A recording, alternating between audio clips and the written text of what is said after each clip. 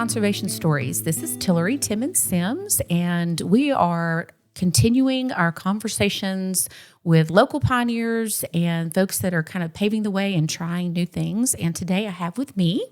I am Dr. Jessica Tullar Caroom with Growing Together, Texas. Growing Together, Texas. I'm so excited that you're here, and I've connected with you through mutual friends, in particular because looking for folks that were doing locally sourced foods and that kind of thing, and that's your niche. So why don't you give us a little background first? And I'm curious, are you from this area? And if you're not, how'd you get here? And all that kind of stuff.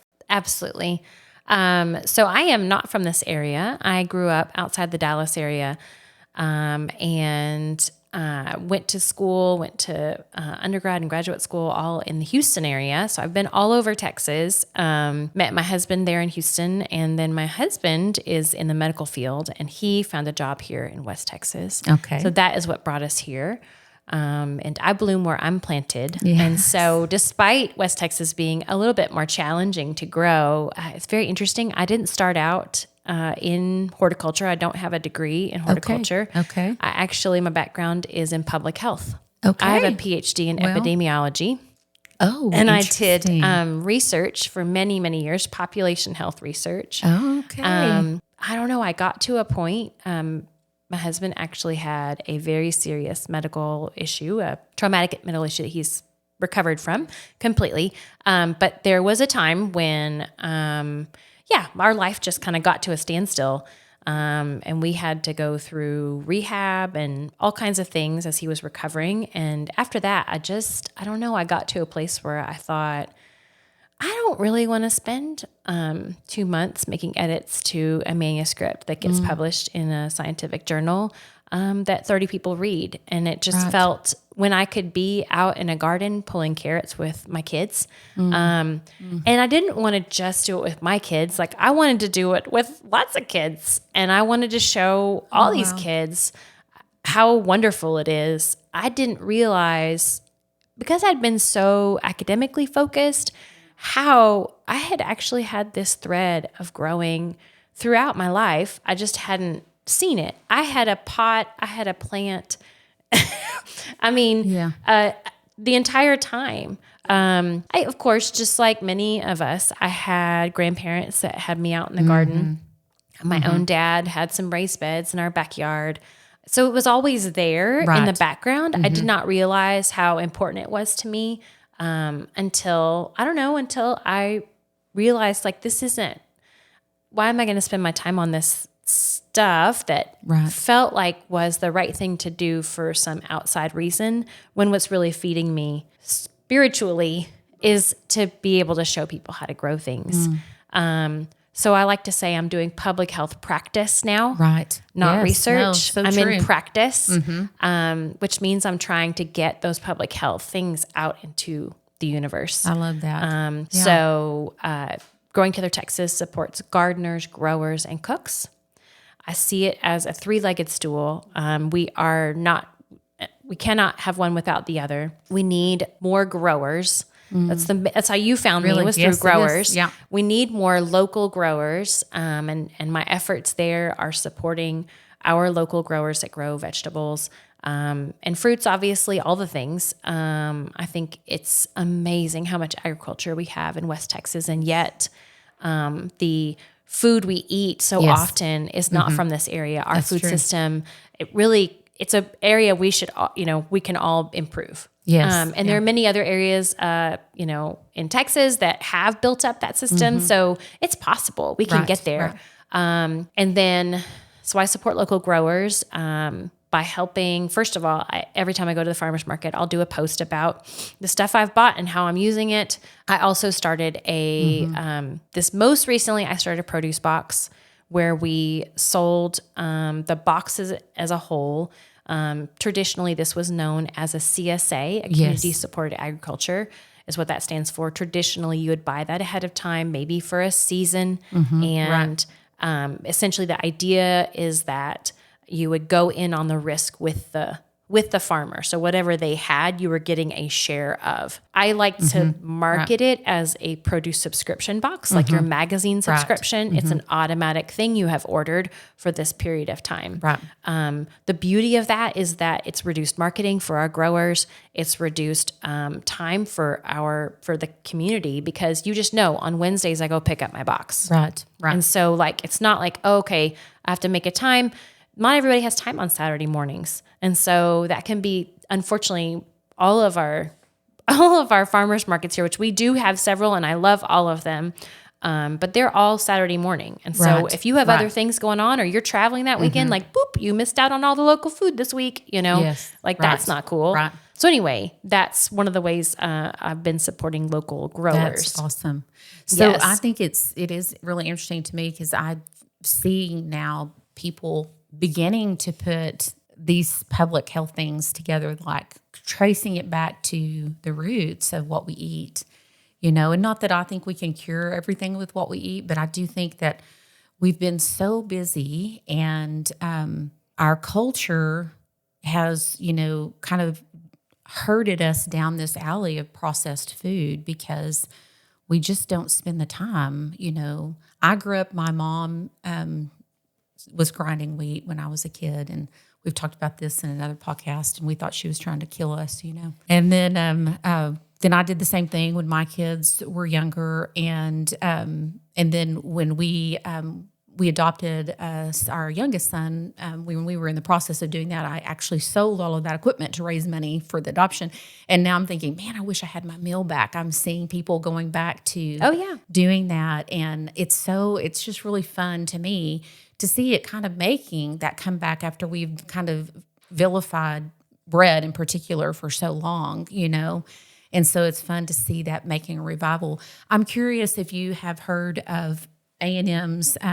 It's actually not just A&M, but it's a collaboration that A&M's leading, Dr. Patrick Stover. It's Growing Health Through Agriculture, I believe is the name of it. I haven't. Yeah, I need to look that up. What they're doing, tracking how our food system is impacting people's health.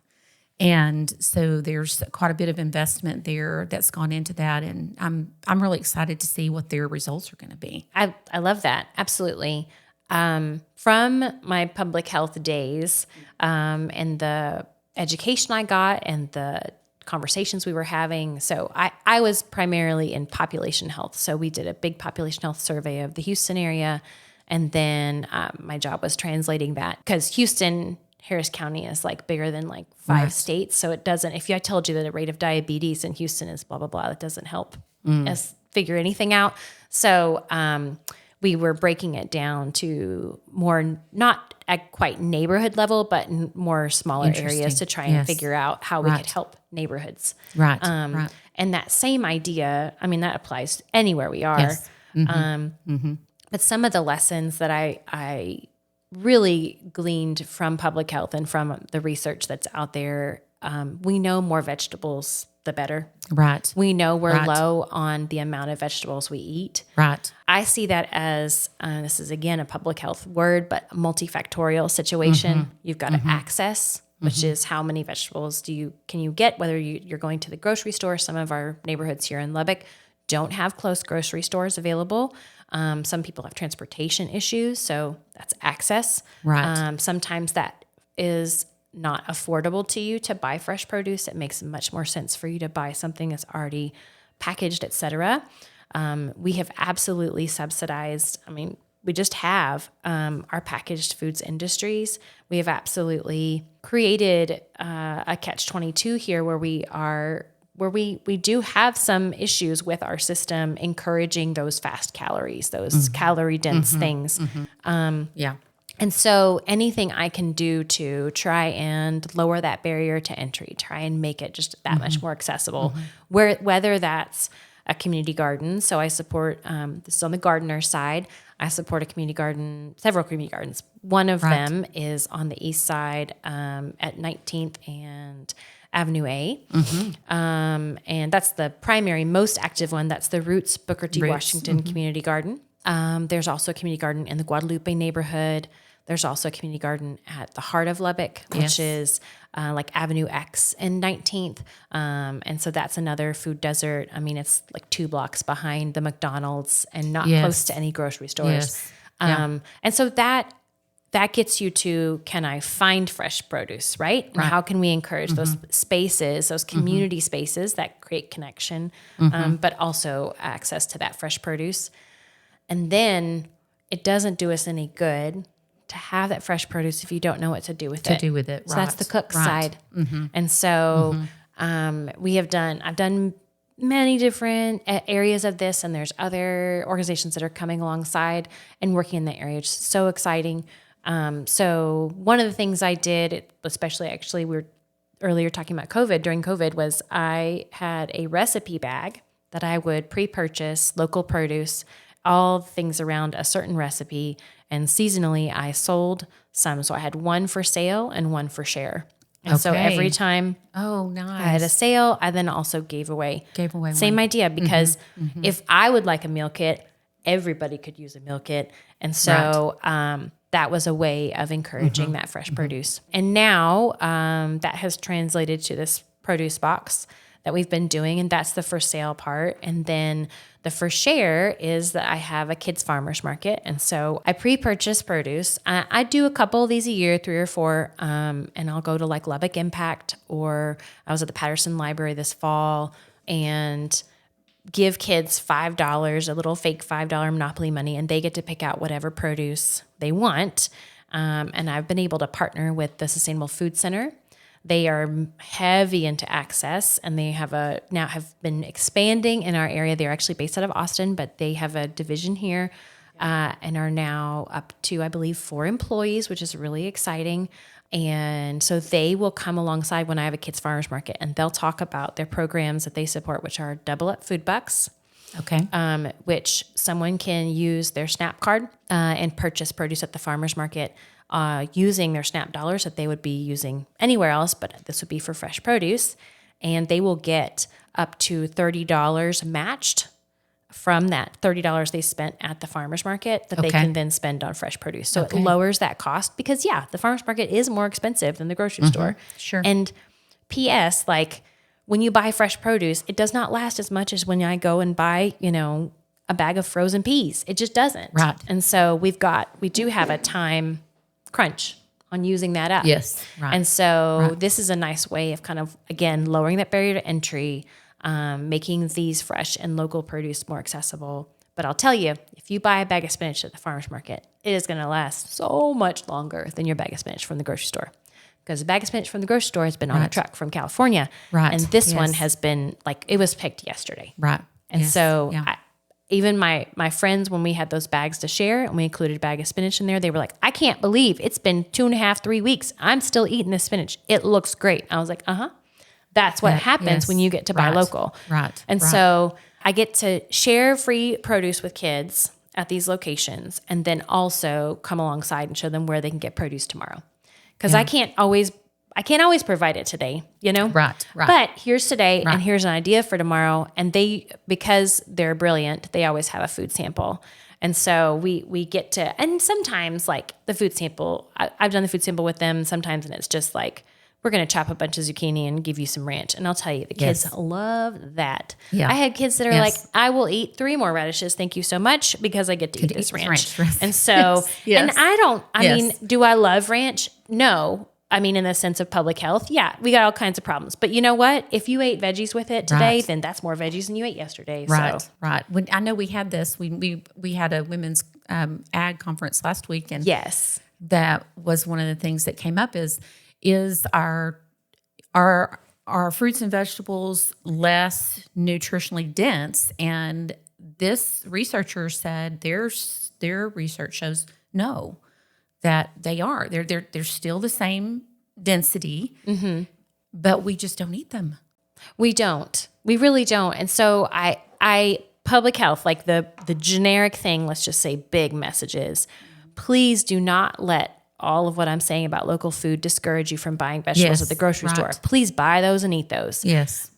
Those frozen peas are like eating those. If that's great. Well, and a lot of times frozen food is I mean, it's going to be frozen at the lasts. peak of freshness. Absolutely. Yeah. Absolutely. So, And it does get vilified, and it's interesting because absolutely. I have a friend that works in food, like food shortages and hunger and that kind of thing.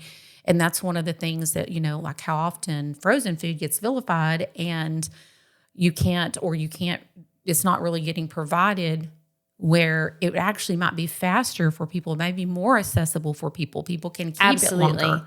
Absolutely. Yes. And that, that points to like a discussion that we've had a few times about the value of two food supply chains. One that is a big supply chain, and then the local supply chain. And we really need both of those things. Oh, I see. Yes. And so like I know when I was recently in New York, and I'm in a warehouse, a distribution warehouse, and I mean, these folks have food that's from South Texas and beef from all over the state of Texas. I'm recognizing people that I know that are growing this. You know what I mean? Little Bear Produce in South Texas. I'm like, oh my gosh, I know them. And I recognize that meat company. Yes, and I know also too that like they're family farms for sure.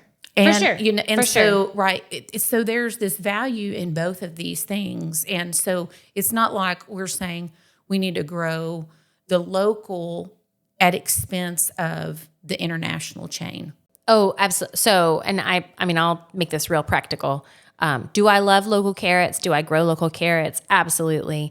Do I currently have a bag of baby carrots in my fridge? Absolutely. Yes, because for my own children, if I don't have time to do I made a spinach smoothie with Faith to Farm spinach this morning. Sure.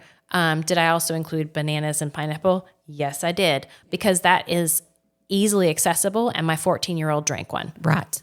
And so I just got a serving of spinach into my 14-year-old, and he didn't have he was happy to have it. But did he also take some hothouse peppers that I have no idea where they came from, to be honest with you? Right. Yes, he did, because I don't care. Any serving of vegetables I can get into my children as a mom, that's what I'm going to do. Yes. And I want that for all the moms and dads out there. Yes. Like, I want to be able to make sure if you can't have this, then have this. Yes.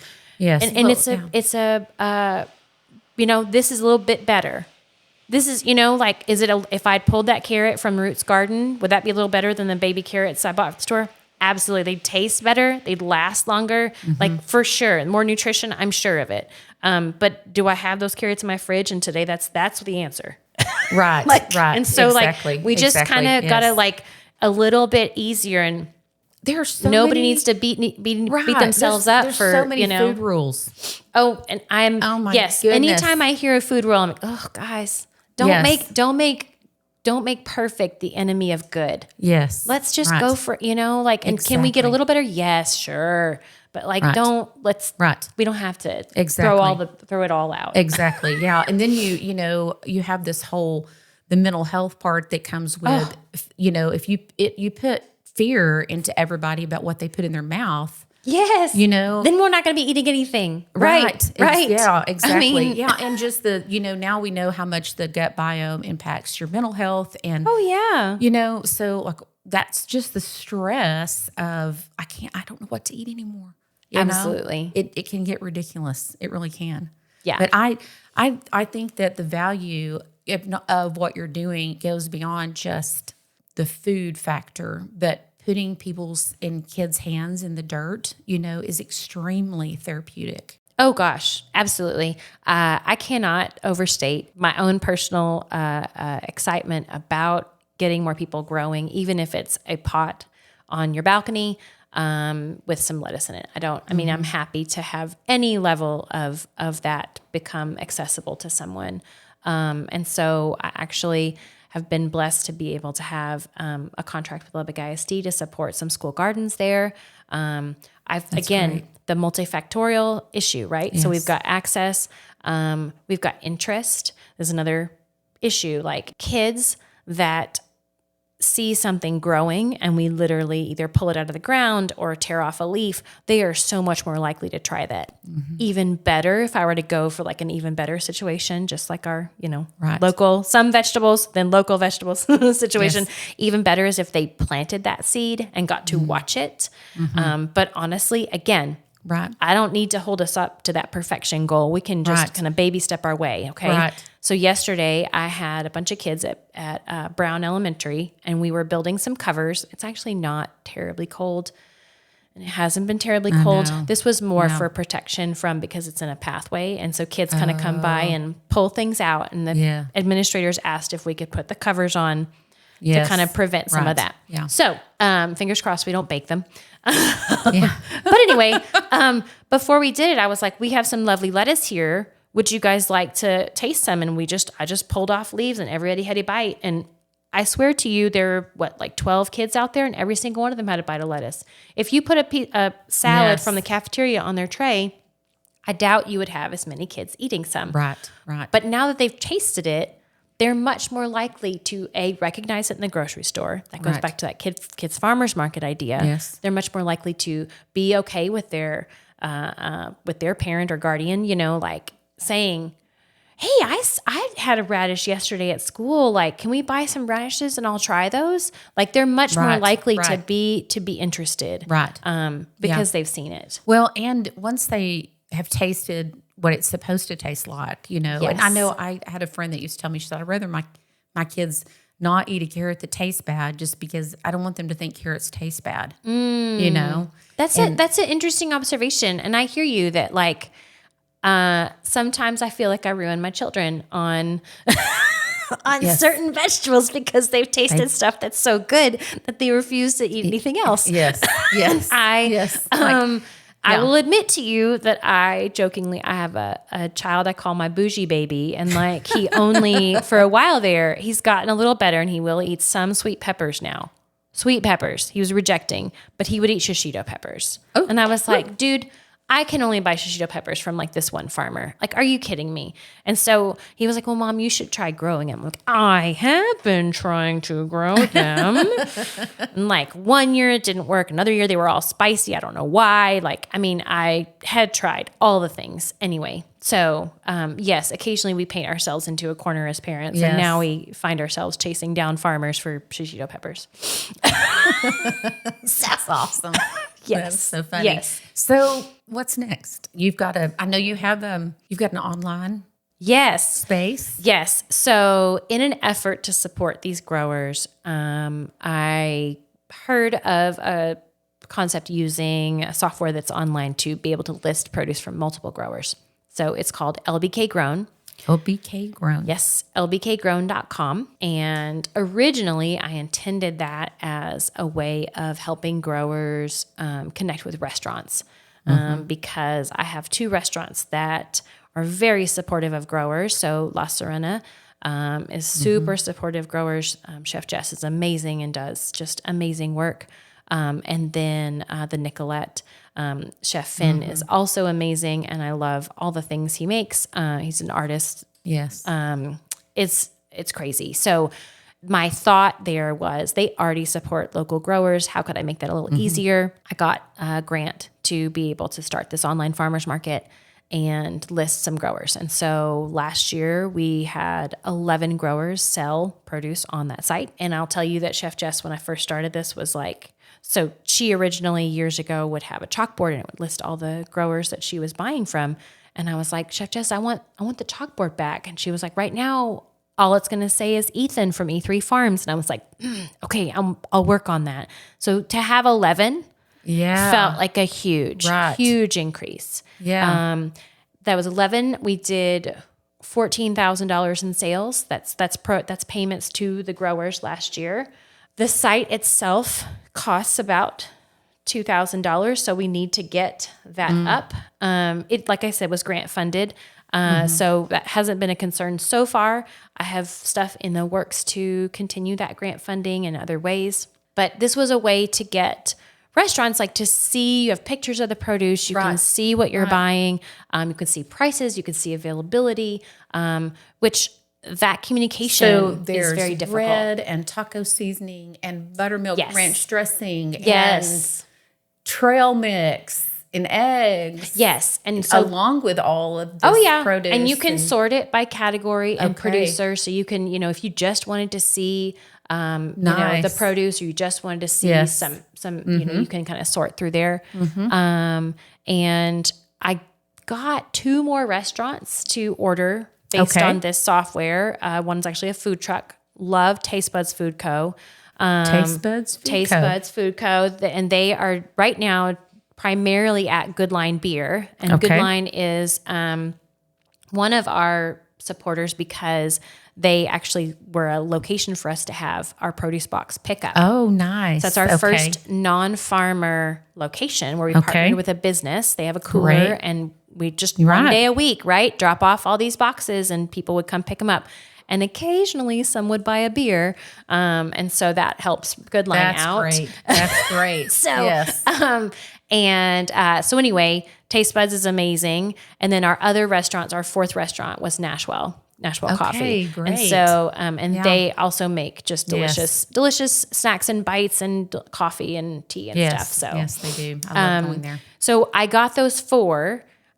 I worked hard to get more restaurants, and there are other restaurants that buy local. I just couldn't get them to buy off the site. Okay. And there may be many reasons for that. It goes back to our behavioral health situation, right? I got behavior change that I've got to encourage someone. Right. If I'm used to buying from Cisco, I already have a relationship with a grower. Like, I'm not going to switch. Like, Yeah. So that's, I don't know. I hit a wall sometime last fall trying to get more restaurants, and I was like, okay, I give up. Like I've been trying. I've advertised. I've gone, cold calls. I've brought samples. Like I can't figure out how to kind of change behaviors that way. And one of the markets was shutting down, and the software people said, well, honestly, most people use this site for a CSA. Or for a subscription program, and the restaurant is a bonus. And I was like, come back. What was that? I don't understand. They're like, when you have a CSA, you have guaranteed orders for a certain period of time. And if you get a couple extra orders from your restaurants, yay, And so I was like, well, we have this market closing down. What do you guys think, growers, about us trying this? It's kind of, it's a commitment. Right. And they got to be able to say they have 20 shares of radishes. Right. Because if we're doing 20, boxes, that's what we're trying to do. And so they said, yeah, we want to try it out. And we sold out within 36 hours. And we were able to, because some people do half shares, we did every other week as well. So we had like 40 customers over that 10-week period that we sold, had 20 shares each by the end of the season, because some people had kind of gone, like you could put things on hold and come back. So we ended up I think our last box was like 32 shares, a little stretch. Yes. And by the end of that season, we're talking about December, I started adding fresh milled flour from Revival Mills and eggs from some of our growers because our produce A was running out, and B, it's a variety. It helps. Yes. Right. My contribution, I don't grow any of this stuff, is to curate the box, but then also I always included 2 recipes so that you could figure out, like, what do I do with more turnips? Yes.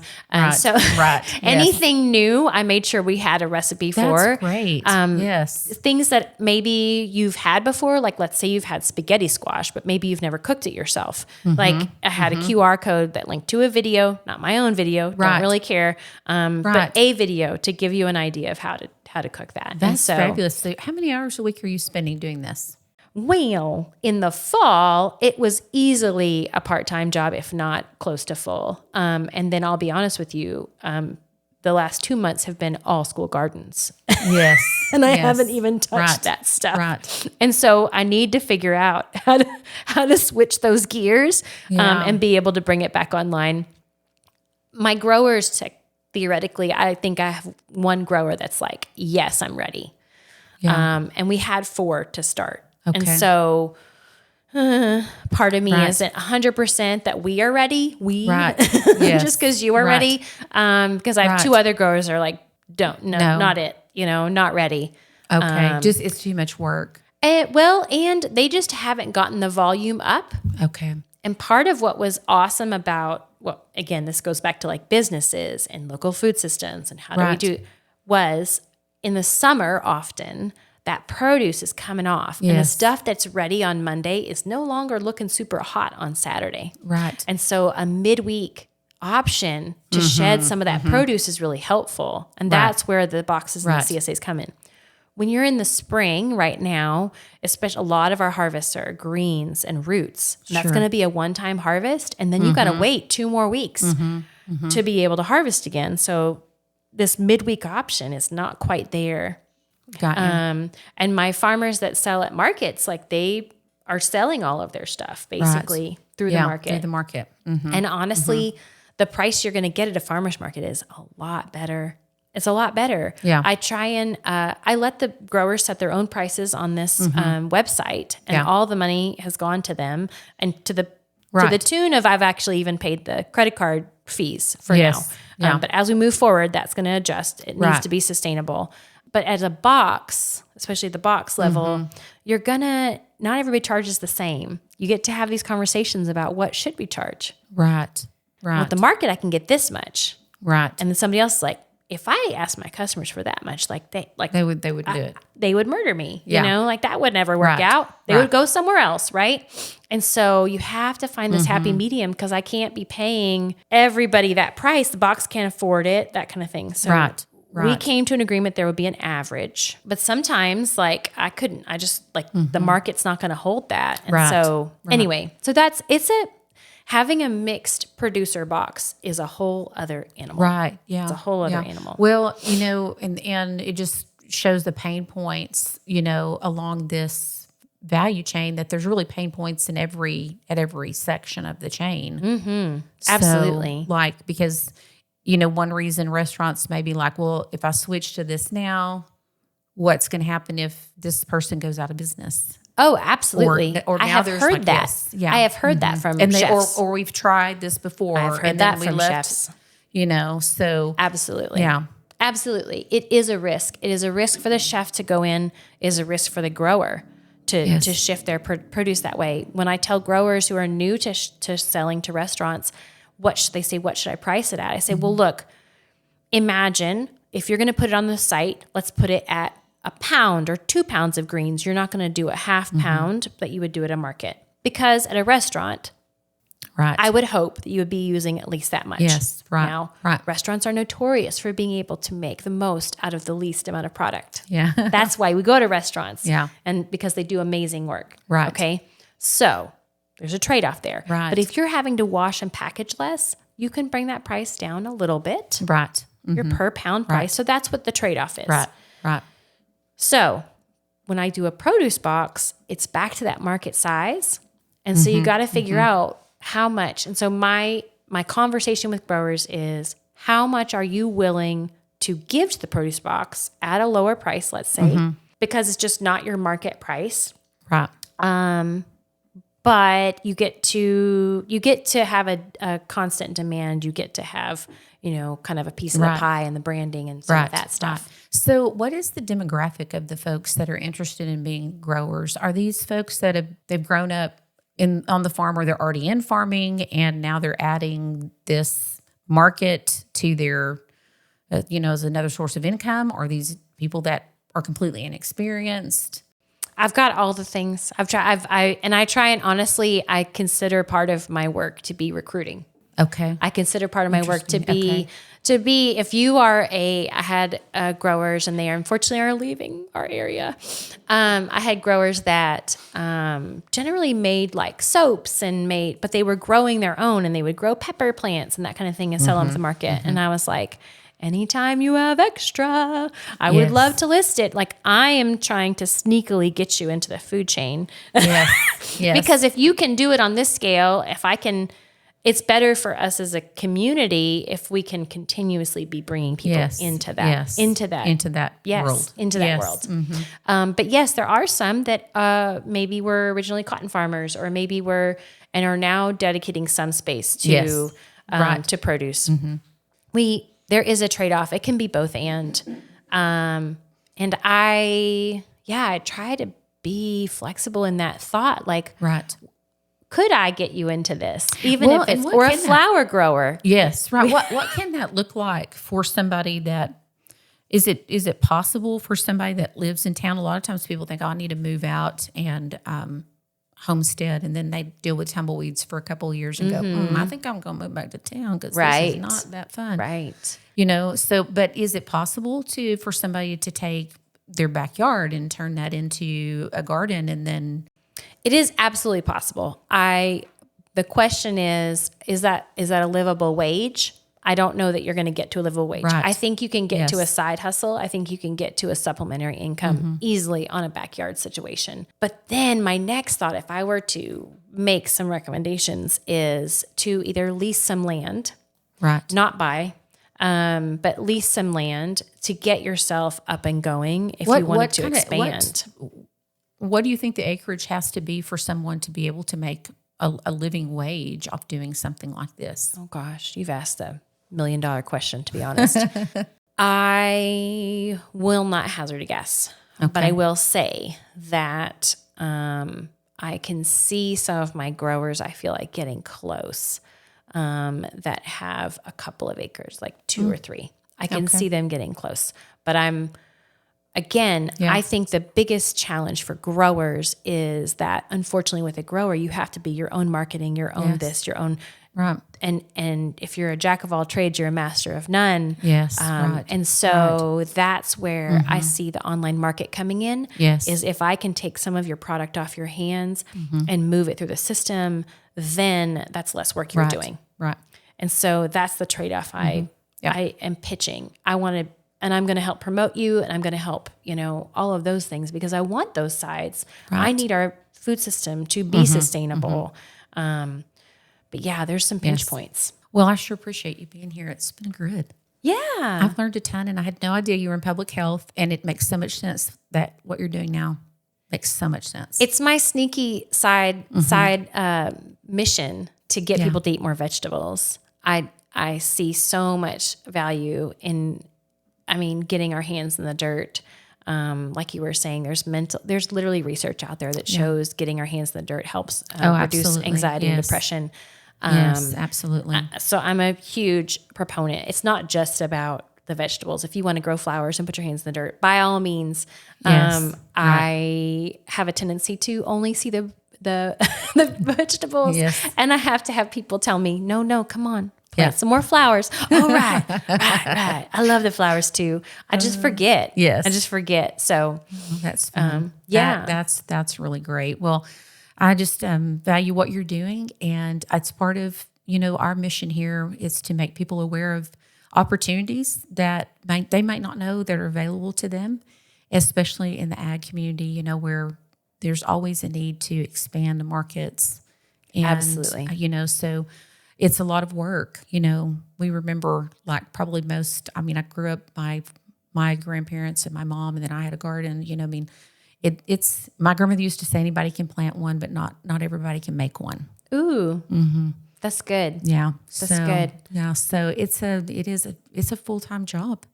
It is, and our grandparents were doing that because they had to. Yes, and I realized that we don't have to. Right, and so there isn't as much.